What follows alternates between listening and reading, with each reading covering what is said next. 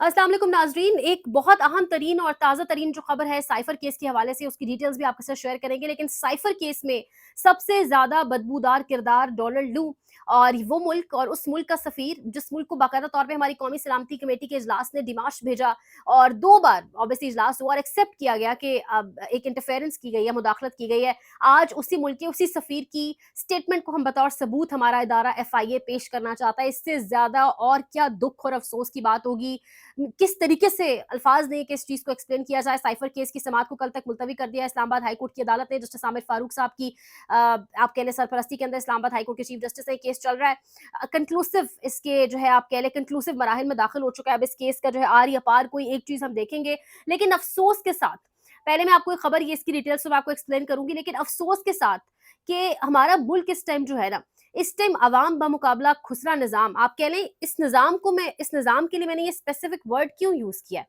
मतलब ये जो ट्रांसजेंडर कम्युनिटी है, फर्स्ट ऑफ ऑल हम सब इनके साथ हैं। पाकिस्तान की एक ऐसी कम्युनिटी है जो बड़ी मजलूम है, जिनको अपने हकूक नहीं मिलते, और ऑब्वियसली अल्लाह की तरफ से एक निज़ाम है, जो बाकी चीज़ें हैं उनको ऑब्वियसली सेट डिसाइड है, हम नहीं उस बारे में बात करते। लेकिन सवाल ये उठता है यहाँ पर कि जिस तरीके से कल से ट्विटर के ऊपर पाकिस्तान में सोशल मीडिया टॉप ट्रेंड कर रहा है, टॉप ट्रेंड के ऊपर, कि जिस तरीके से हिजड़ों से, ट्रांसजेंडर से, खुसरों से हमला करवाया गया इस्लामाबाद के एक बिजी तरीन रोड के ऊपर, जहां डिप्लोमेट्स, जहां गोरे वैसे ही आम जो है रोम अराउंड कर रहे होते हैं। मतलब मैं और आप, हम लोग रोज मार्केट्स में जाते हैं, इस तरीके से कितने ट्रांसजेंडर्स आते हैं, हमसे पैसे मांगते हैं, सारा कुछ। इसका मतलब ये है कि अब हम सब अलर्ट हो जाएं, हम में से किसी पर किसी भी वक्त हमला हो सकता है। और एक होता है हमला थप्पड़, लातों, मुक्कों से, हमला ब्लेड से, हमला इस तरीके से कि उस शख्स की, रऊफ हसन साहब की स्किन स्प्लिट हुई हुई है, और उनकी स्किन के ऊपर और नीचे वाला पार्ट बिल्कुल बीच में से कटा हुआ है, और 18 से 19 आप कह रहे हैं उनको स्टिचेस आए, और जितने लोग हैं वो इसको कातिलाना हमला कह रहे हैं। वो कह रहे हैं कि बाकायदा तौर पे शहरत काटने की कोशिश थी। यानी वो स्पेकुलेशन है, हम उस तक नहीं जाते उस बात तक, लेकिन सवाल ये उठता है कि अवाम, ये जो एक अजीब सा निज़ाम है, इस निज़ाम पे किस तरह के लोगों का कंट्रोल है कि इस्लामाबाद के अंदर किसी भी शहरी को इस तरीके से मार कुटाई शुरू हो जाएगी अगर कोई पैसे नहीं देगा उनके मांगने के बाद। अगर कोई बेगर आता है, अगर कोई फकीर आता है, हमसे पैसे मांगता है, हमारे पास कोई चेंज नहीं है, या हमारे पास वॉलेट नहीं है, हमारे पास ATM है, हम नहीं देंगे तो हम पे इस तरीके से हमला हो जाएगा। इसलिए इस निज़ाम के लिए मैंने ये मखसूस लफ्ज़ इस्तेमाल किया है कि ये निज़ाम बहुत अनसेफ हो चुका है। कभी इस निज़ाम में IG के घर के बाहर से तारें काट ली जाती हैं, कभी इस निज़ाम में आप बगैर बेल दिए, बगैर पूछे, बॉदर किए, बगैर किसी घर में घुसते हैं, तोड़-फोड़ करते हैं, उसको मारते हैं, उसके बंदे को घसीट के ले जाते हैं। इस्लामाबाद, रावलपिंडी के अंदर ये वाक़यात आप बहुत अनसेफ फ़ील करते हैं। ये सब चीज़ें बहुत अनसेफ हैं, और 2 टीवी चैनल्स के बाहर, 2 टीवी चैनल्स के ऑफिसेज़ के बाहर ये सारा वाक़या पेश आया। इस वाक़ये को बिल्कुल मेरे नज़दीक मज़ाक में नहीं लेना चाहिए। ये बड़ा सीरियस मामला है, बड़ा सीरियस मैटर है, और अवाम जो है इस निज़ाम से अब बहुत तंग आ गई है। इसी निज़ाम के खिलाफ अवाम ने 8 फरवरी को फैसला दिया, और इस निज़ाम में एक और चीज़, एक काला कानून सामने आ चुका है जी पंजाब हुकूमत की जानिब से। ये कानून कहा यह जा रहा है कि इसको फेडरल लेवल के ऊपर भी बाकायदा तौर पे इसको आप कह लें इसको अप्रूव कराया जा सकता था, लेकिन जब फेडरल लेवल पर आता तो डेफिनेटली इस पे KPK आवाज़ उठाता।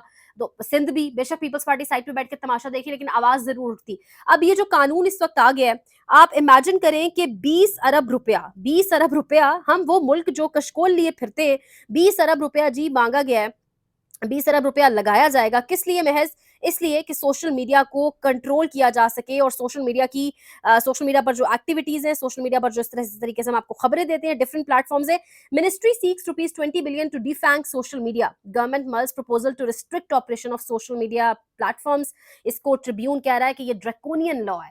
मतलब आप अंदाजा लगाएं, और ये सिर्फ प्रिंट मीडिया पे, इलेक्ट्रॉनिक मीडिया पे या डिजिटल मीडिया पर नहीं आएगा, ये आम कॉन्वर्सेशन पर आएगा। आप और मैं कोई व्हाट्सएप मैसेज पे बात कर रहे हैं, हम कुछ डिस्कस कर रहे हैं, हमारे मुल्क में मामलात किस तरह चलाए जा रहे हैं, हमारे मुल्क में कोई हुकूमत कैसे चल रही है, कौन सी चीजों से हम एग्री करते हैं, हम ये चीजें डिस्कस भी नहीं कर सकेंगे।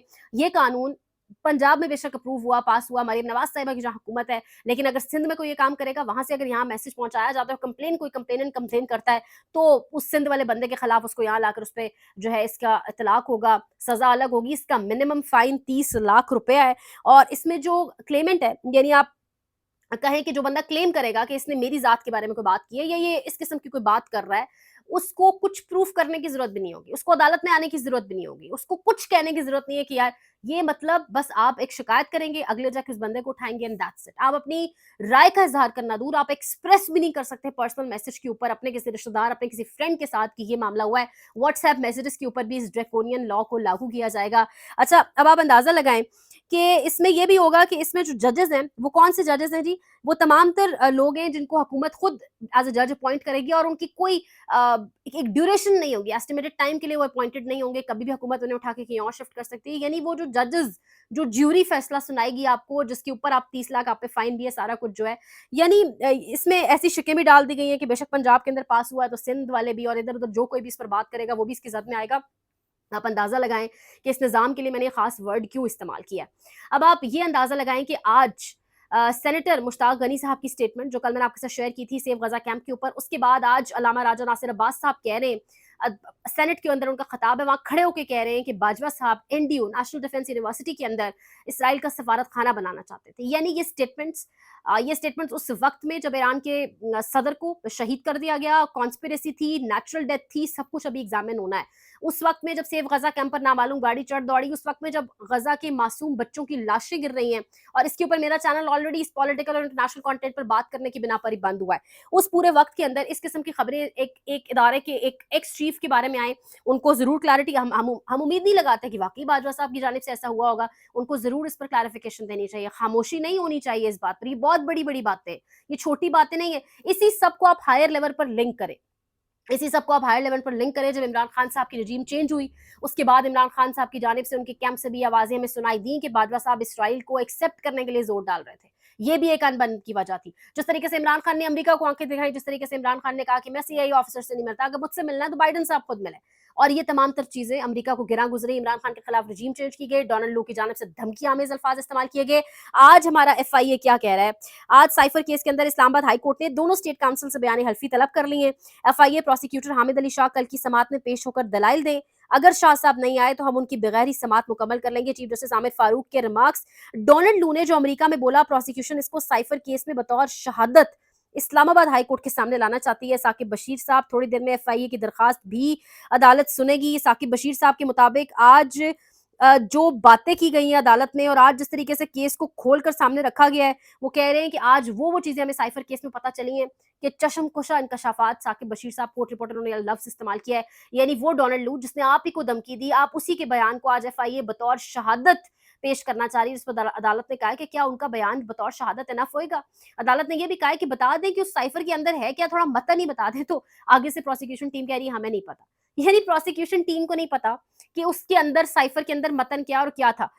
کس طریقے سے نظام کو چلایا جا رہا ہے، اور جس طریقے سے سائفر کیس اپنے کنکلوسیو مراحل کی طرف ہے، لگ یہ رہا ہے بظاہر عدت میں نے کہا کیس وکیل صاحب بھاگ گئے، آپ کا جتنے بھی باقی کیسز ہیں ان کی کوئی سٹینڈنگ نہیں ہے. اور اس ساری صورتحال کے اندر جس طریقے سے سائفر کیس جس نہج پر پہنچ چکا ہے، لگ یہ رہا ہے کہ مئی کے آخر میں، جون کے شروع میں عمران خان جو ہے ان کی بہت آسانی سے رہائی پاسبل ہے. لیکن اوبیسلی چیزوں کو لٹکایا جا رہا ہے. اسلام آباد ہائی کورٹ نے آج یہ بات کی ہے، اس ہائی کورٹ نے جس کے اوپر بڑی باتیں کی جاتی تھی کہ نہیں اسلام آباد ہائی کورٹ تو جی چیف جسٹس عامر فاروق صاحب تو کسی صورت بھی جو ہے وہ فیئر ٹرائل نہیں کر رہے. آج اسلام آباد ہائی کورٹ کو بھی فیل ہو گیا، یعنی آج ان کو بھی فیل ہو گیا کہ کتنا ٹائم آپ لینا چاہتے ہیں اور کس طریقے سے معاملات کو لٹکانا چاہتے ہیں. اس طریقے سے نظام چلایا جا رہا ہے، اور کون سے نظام کو بچانے کی کوشش کی جا رہی ہے، کون سی حکومت کو، جس مسلم لیگ نون کے اپنے لوگ کہہ رہے ہیں کہ ہماری حکومت 2 سال سے زیادہ نہیں چل رہی، ہماری حکومت یہ مینج نظام ہے، یہاں تو جو سادہ اکثریت ہوتی ہے وہ نہیں چلتی 5 سال، تو ہم تو مینج طریقے سے لائے گئے. میاں جاوید ظریف صاحب یہ کہہ رہے ہیں. اس کو چلانے کے لیے، اس نظام کو چلانے کے لیے بڑے بڑے لوگ خود کو ایکسپوز کر رہے ہیں. چینل کو لائک کریں، شیئر کریں، سبسکرائب کریں. مزید آپ کو جتنی بھی اپڈیٹس ہیں وہ بھی دیں گے. قیمتی رائے کا اظہار بھی ضرور کریں. جو لوگ سبسکرائب کریں، پیار دیں، ان کا بہت شکریہ. خیال رکھیں. اللہ نگہبان.